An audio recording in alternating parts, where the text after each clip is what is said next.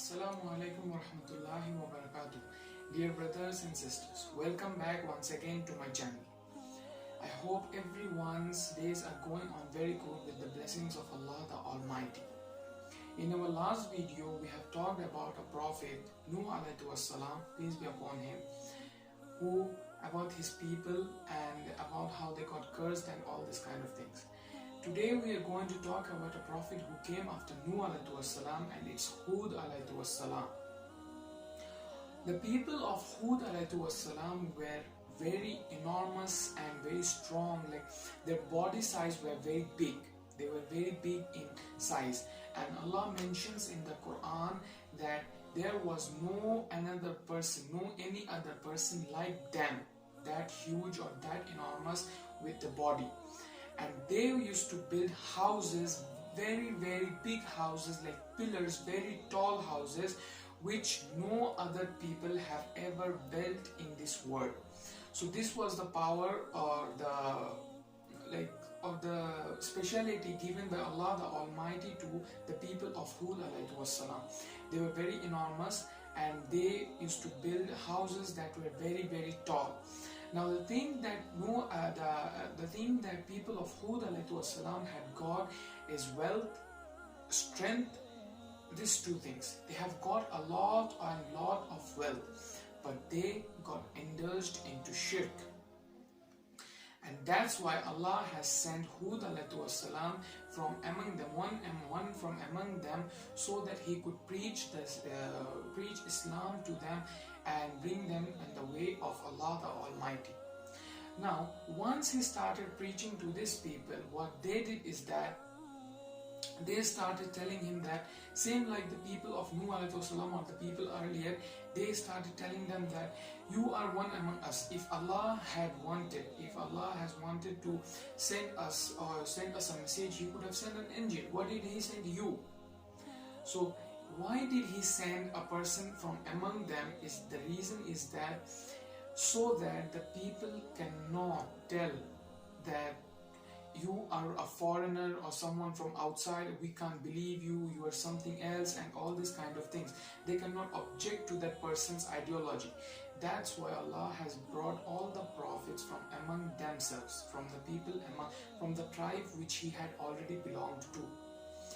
And the people of Hud alayhi wasalam, they used to live in a place named Ad, and it's between Oman and Yemen, and these were the first Arab tribes in the world. It's called as they are the first Arab tribe in the whole world. So that's how Hud alayhi wasalam started preaching to his people, and they started objecting it. They started saying that we have our own wealth and we can use it in any way, whatever way we want. We can put statues, and they used to worship statues, different types of statues. And this is why we the Muslims are not allowed to put statues or any kind of animations in our home, like pictures and all these kind of things. Why? Because when we do this, the angels of peace never enter our house because of the sculptures and these things. Because once we start putting the statues and all these things, we are not following it, but our children may sometimes may bow to it, and their children may start prostrating it. So that's how it started, and we won't be there to tell them that we kept it just for a showpiece. No.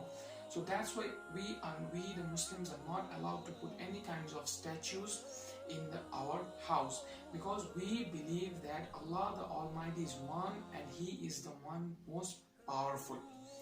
So we follow Him and we worship Him, we prostrate to Him. This was the message of Hud alayhi wasalam to his people, but they rejected it. And what they did is that they rejected it in different ways, and they used to go to other people and tell to them that how they rejected him and whatever they said. And once these people went to the other people and they said that Hud is saying this kind of things, and then what they said is that he is telling that when we die, we will be put into the grave, our body will decompose, and on the day of resurrection we will be taken up. He's a fool. He's a foolish. What he's saying is not true, because it cannot be done. But it's true, my dear brothers and sisters. Once you die, Once your body is kept in the grave, you get decomposed. Okay, your body is eaten by the worms and everything. Only the skeleton and the bones are left. But on the day of resurrection, you will be risen. You will be asked questions about the deeds that you have done in this world. It's not an impossible fact for Allah. He can do anything and anything whatever He wants. So it's not impossible for Him, and it will be done. It's written in the Quran that on the day of resurrection the dead will rise up because of accounting themselves about whatever they had done in this world. And this thing they didn't accept, the people of Hud A.S, and they started telling that he is possessed by a jinn. And they started rejecting him and doing shirk continuously. As we are short of time, we will talk about what happened to them and what curse Allah has given to them in our next video. I hope every one of us will follow Allah the Almighty's way, because dear brothers and sisters, we are Muslims and we have to follow what Allah has said to us. Either we know the reason or we don't know the reason. We should not search for the logic. What is truth is truth. We have to believe in it. And one more thing is that we should not put any kind of statues or showpieces that have any face or statues type of things in our house, so that the angels of peace enters our house. That's most important. With this I conclude. Assalamu alaikum wa rahmatullahi wa barakatuh. Assalamu alaikum wa rahmatullahi wa barakatuh. Dear brothers and sisters, I would like to request all of you to subscribe to my channel and press the bell icon so that you get notified whatever video I post in my channel. And if you have any kind of questions or any problem, just comment it in the comment section below. Thank you. Assalamu